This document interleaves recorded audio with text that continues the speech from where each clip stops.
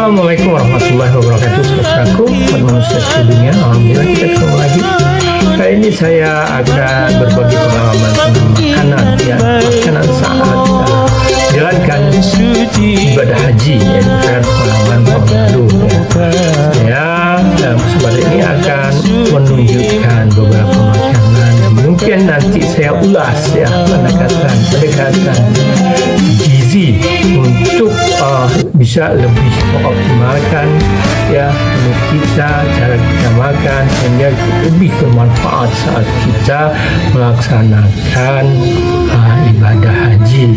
Yang perlu diingat tentang makanan haji adalah satu, bahwa makanan itu sudah dibeli loh. Ya, saat kita melunasi itu termasuk beli makanan, jadi pasti kita dapat insya Allah. Dan itu sehari 3 kali yang dikemas dalam paket, makan pagi, makan siang, dan makan malam. Dan kita tidak pernah dikasih daftar menunya, apalagi kita request yang bisa. Jadi kita dapat, ya, dengan, ya, enggak seperti makanan kita pasti. Karena pengalaman tahun lalu di Arafah itu nampaknya kokinya bukan orang Indonesia, ya, waktu itu kita lihat orang-orang Bangladesh, ya.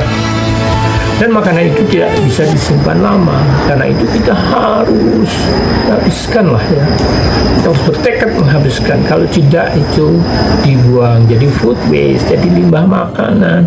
Nah, itu yang akan dimakan setan. Dan kita masa berhaji pasti makan setan. Nanti setannya gemuk gara-gara kita berhaji, ya. Jadi nanti ini strategi bagaimana tidak membuang makanan agar makanan itu berkah. Karena kalau begitu dibuang, itu artinya kita menyia-nyiakan makanan. Makanan yang disediakan oleh panitia haji, yaitu pemerintah Indonesia, itu seperti disampaikan tadi, makan pagi, makan siang, dan makan malam. Itu tidak termasuk di perjalanan, ya. Di pesawat kita mendapatkan makanan yang disediakan oleh pesawat. Jadi makanan ini terdiri sarapan pagi, Anda bisa lihat makanan sarapan pagi. Kadang kita bisa dapat nasi kuning, juga nasi goreng. Nasi gorengnya tentu tidak seperti nasi goreng di Indonesia, ya. Lauknya bisa kacang dan teri, porsinya cukup banyak. Ya, kemudian nanti makan siang kita akan mendapatkan makanan yang, ya, terdiri dari nasi, ada sayur, dan ada lauk. Biasanya daging, ada ayam, ada juga ikan, biasanya ikan patin, ya. Dari sisi menu lengkap lah, ya. Tidak ada sayuran hijau, green, ya, vegetable itu hampir tidak pernah, ya. Kadang terong, tetapi ini sudah cukup, ya, cukup lumayan, ya. Kemudian makan malam begitu juga, ya. Makan malam dan makan siang itu kadang, ya, bertukar lah, ya, hampir mirip lah, dengan porsi yang cukup lumayan, ya. Ini betul bagi saya butuh perjuangan untuk menghabiskannya. Karena itu kita harus punya strategi, ya. Biasanya memang kalau dari sisi rasa susah kita mengharapkan mendapatkan masakan yang mirip di Indonesia. Karena itu kita harus bawa lauk lah, ya, apa yang buat kita suka makan. Tapi dia lebih pada untuk meningkatkan selera makan. Karena tidak mungkin kita bawa lauk dari Indonesia, ya, misalnya bumbu pecel, abon, atau makanan kering yang tahan lama, atau sambal-sambal, ya, yang bisa ditambahkan, digunakan untuk makan. Nah, ini akan sangat menolong kita untuk menghabiskan makanan, ya. Ya, strategi yang baik, ya, tentang kapan kita makan itu menolong kita untuk menghabiskan makanan.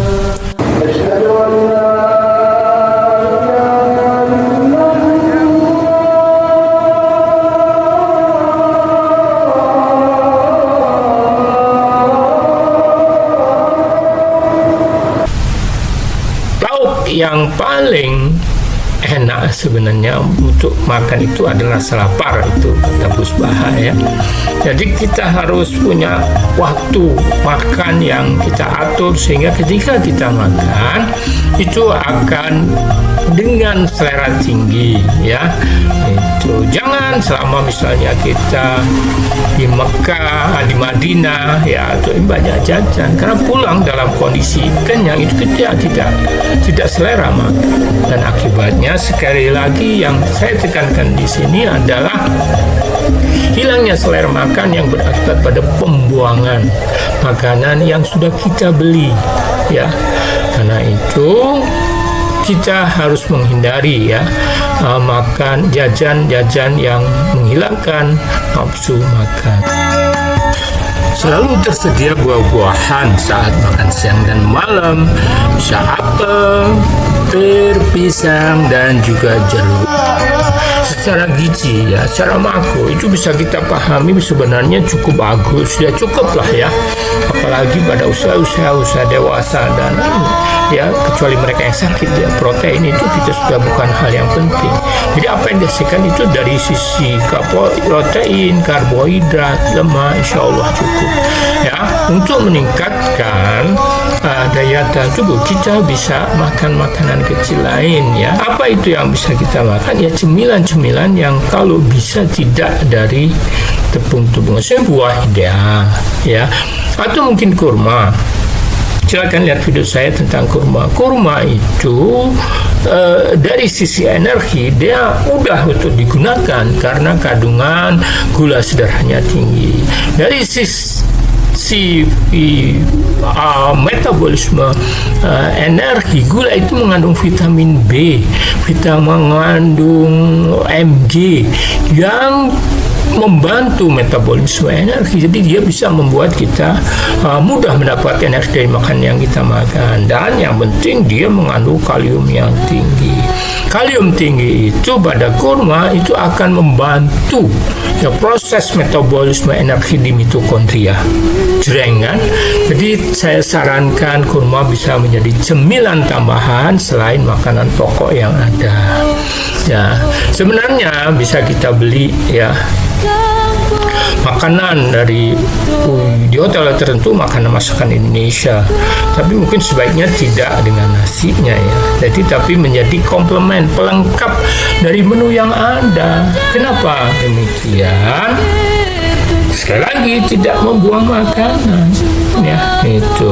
Jadi kalau kita jajan itu banyak ya, sering kita mendapatkan jajanan yang murah seperti roti, atau pembagian di Madinah atau Masjidil Haram, roti dan keju, roti dan yogurt. Catatan buat yogurt itu sebagai makanan sehat ya, itu bagus untuk sistem pencernaan ya. Banyak penelitian yang menunjukkan bahwa perbaikan sistem pencernaan itu membuat orang itu tahan terhadap penyakit respirasi.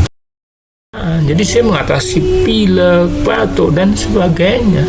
Hanya memang yogurtnya itu kecut loh, itu tidak cocok dengan selera kita. Tapi saya doyan tuh. Kita hanya butuh waktu untuk menikmati yogurt yang dibagikan di Masjidil Madinah atau di Masjid Nawawi atau di Masjidil Haram. Biasanya saat berbuka banyak yang membagikan itu.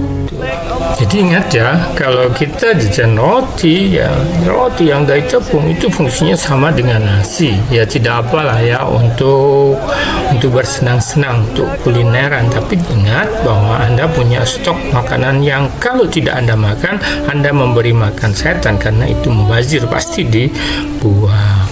Cara lain adalah tadi bahwa ya, selain kita membawa sambal seperti bumbu pecel, abon dan makanan kering lain, kita bisa membawa bumbu jadi ya, bumbu racikan jadi, apa bumbu sayur asam, lodeh dan segala macam.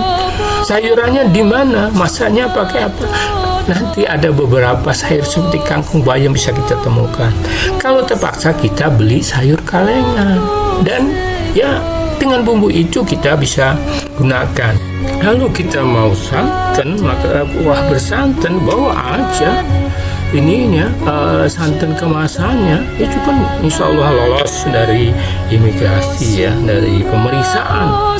Dan masanya pakai rice cooker. Jadi rice cooker busnya multifungsi, nanti akan banyak. Jadi artinya kita masaknya secara berkelompok. Demikian saudaraku, semoga bisa dijadikan bekal saat menunaikan ibadah haji sehingga tidak lagi mengalami masalah dengan makanan. Lebih dari semua itu, bersyukur atas makanan yang diterima itu akan mendatangkan keberkahan, dan keberkahan akan mendatangkan kesabaran. Bagi orang sabar semuanya baik. Wa'alam bishawab. Semoga menjadi haji yang makbrur. Assalamualaikum warahmatullahi wabarakatuh. Rumahmu sinarkan cahayamu dan hidayahmu dalam ridhomu.